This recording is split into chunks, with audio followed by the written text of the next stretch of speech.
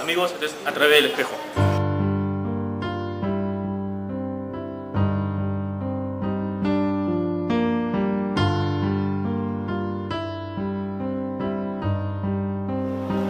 El día de hoy vamos a entrevistar al poeta, crítico literario y profesor universitario Juan Paredes Carbonell, con quien conversaremos de sus inicios como escritor, de sus nuevas tendencias poéticas y demás. Vamos a ver cómo va el día de hoy.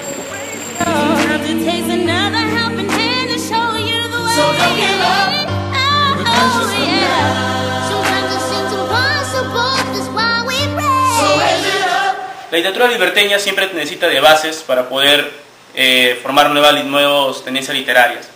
Una de esas bases teóricas y poéticas es Juan Paredes Carbonell, profesor universitario, poeta y crítico literario, con quien conversaremos el día de hoy sobre sus inicios como escritor, sus diversos campos en que va desarrollándose y demás. Profesor Juan Paredes Carbonell, muy buenas tardes, bienvenido al programa. ¿Qué tal? ¿Cómo están? Bueno, para comenzar esta conversación, hace unos días veía una antología de poesía que usted quedó finalista en el primer premio Poeta Joven del Perú. Cuéntanos un poco de esos inicios, qué recuerdos, qué momentos. Bueno, fue en el año 1960. Yo trabajaba entonces en el diario Norte, que dirigía el poeta Julio Garrido Malaver. Ahí me inicié como periodista. Pero escribía poesía ya unos 10 años atrás. Me decidí por escribir poesía cuando vi que era la mejor manera de poder conversar con uno mismo. La poesía tiene una función autotélica. Sale de uno y vuelve hacia uno. Es una especie de reflexión consigo mismo, pero con la diferencia de que el poeta escribe y no solamente piensa. Esa manera de expresarse me sedujo y comencé a escribir poesía desde muy niño. Pero la poesía me nace de repente como descubrimiento de un hecho importante. Yo leía mucho la revista Peneca a los 8 o 10 años, y esa revista chilena traía bastante literatura, era todo literatura. Entonces, eso no sé, me produjo el encanto y comencé a escribir. Pero ya tenía pues cuando menos la emoción y la vocación que venían de escritores latinoamericanos muy conocidos. Entre ellas Magda Portal, por ejemplo, ¿no? Rubén Darío, poetas peruanos también, como el caso de José María Eguren, y poetas españoles. Pero no tenía conciencia, en verdad, real de lo que era escribir. Cuando ya leí a Vallejo por los años 54, quedé mucho más asombrado porque vi que la poesía no solamente era una experiencia personal, sino que tenía que ver mucho con el fenómeno de la realidad. O sea, los poetas eran una suerte de develadores de cosas que uno sentía y que nos estremecían, por ejemplo, la pobreza, el hambre, la miseria de mucha gente. Y en Vallejo descubrí eso, en Los Helados Negros, y me conmovió.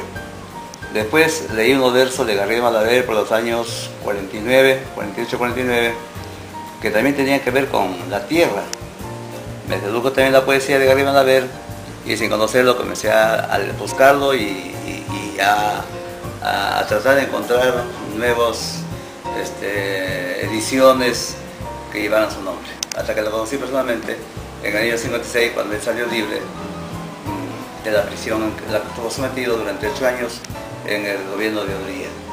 Y él llegó a Trujillo justamente, y ese mismo año 56 comenzó a organizar el periódico, y el contacto con él ya fue el que me dio mayores conocimientos de lo que era el arte, la poesía, por qué el escritor escribía poesía, cuál era la función de la poesía, y bueno, muchas cosas que me lo dijo, más que por su sabiduría enciclopédica, por la sabiduría natural en él. Hablando un poco de Vallejo, como lo mencionaba hace un momento, usted ganó un premio internacional con el ensayo Tipología en discurso poético, César Vallejo. ¿Bajo qué perspectivas o cómo llega usted a ser un vallejiano, que se le quiere decir, dentro de la literatura liberteña, ¿no? Todo poeta que se inicia empieza imitando, y lógicamente yo empecé imitando a Vallejo. La imitación aquí no se toma en el sentido de un reflejo modal del poeta en cuanto al discurso que uno aprende, ¿no?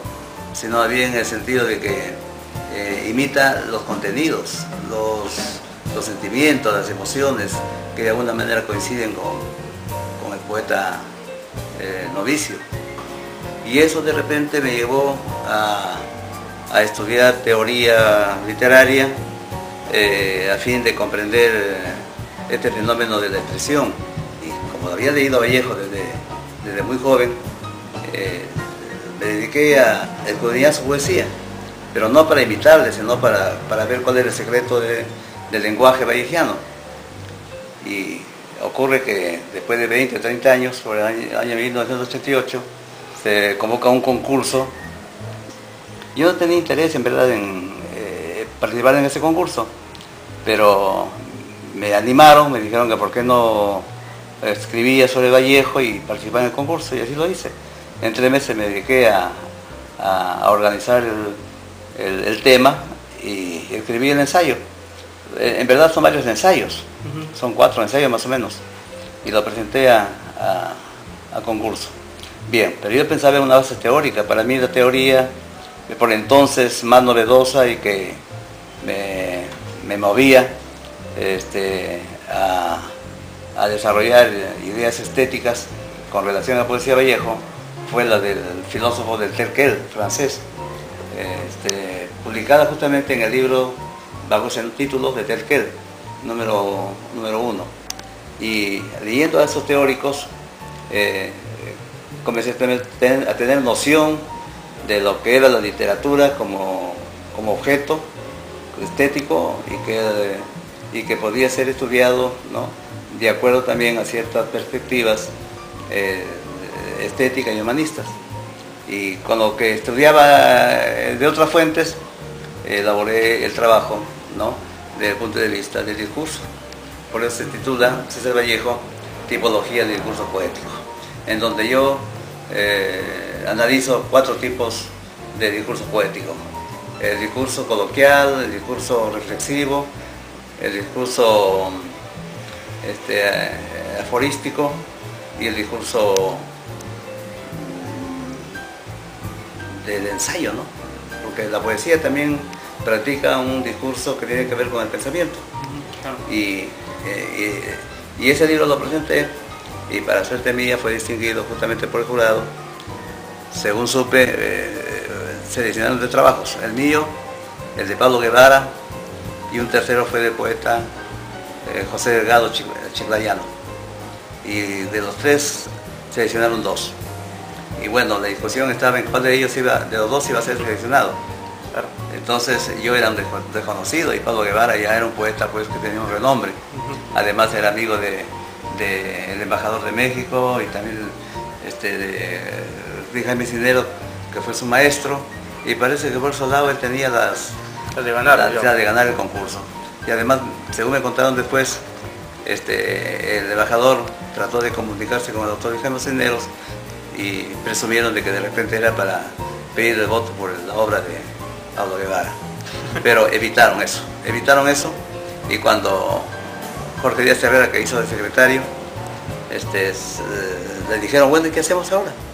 Tenemos 2, le llamamos a voto. Entonces le dijo Jorge Díaz Herrera, pensando que Pablo Guevara de repente, por ser conocido, ¿no?, y de repente ya a uno de los jurados conocía, Jaime Cisneros conocía que su trabajo era de Pablo Guevara, dijo: de repente aquí le hacen el juego a paredes, ¿no? Entonces dijo: cada quien en Perú se estila compartir el primer premio. Si 2 trabajos tienen el mismo nivel, son buenos, puede ser el primer premio para los 2. Así dijo. Entonces, como se va, dijo: hacemos eso, pues, premiamos a los 2. Y eso fue esa fue la historia. Así es, del ensayo, sí.